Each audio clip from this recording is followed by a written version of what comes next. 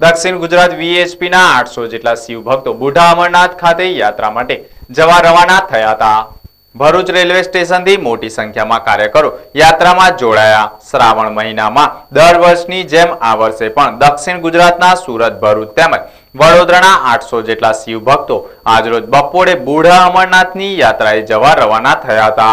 Bharuch railway station ખાતેથી વીએચપીના આગેવાનોની અધ્યક્ષતામાં શિવ ભક્તોની યાત્રાને પ્રસ્થાન કરાવવામાં આવી હતી, જેમાં મોટી સંખ્યામાં કાર્યકરો જોડાયા હતા।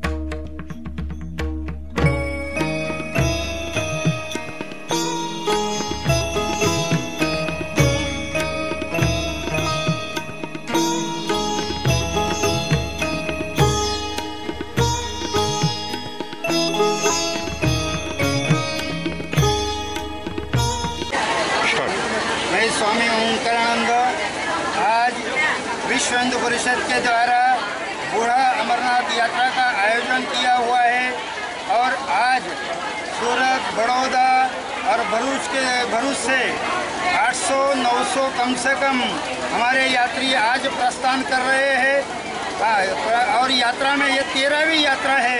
अमरनाथ की यात्रा करने से मोक्ष की प्राप्ति होती है। या त्रायते इति यात्रा, जो तारने वाली है उसको यात्रा कहते हैं। श्रावण महीना है, श्रावण महीने में भगवान शिव की उपासना करने से यह लोग भी धन्य होता है, परलोक भी धन्य होता है। भगवान शिव की उपासना शिवे भूत्वा शिवम यजेत, शिव होकर के शिव की उपासना करे।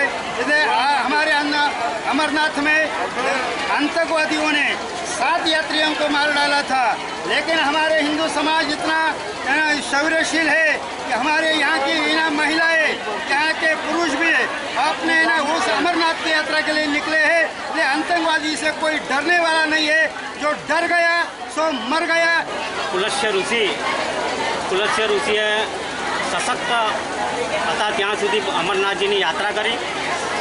અશક્ત થતાં તેઓ નીચે પુલસ્ય નદીની પાસે તપ કરીને બુઢા અમરનાથ શિવજીની ઉપાસના કરીને શિવને પ્રગટ કર્યા અને ત્યાં સ્વયંભૂ શિવલિંગનું પ્રાગટ્ય થયું અને ત્યારથી તે શિવલિંગને બાબા બુઢા અમરનાથની યાત્રા તરીકે ઓળખાય છે અને વર્ષોથી આ યાત્રા ચાલે છે।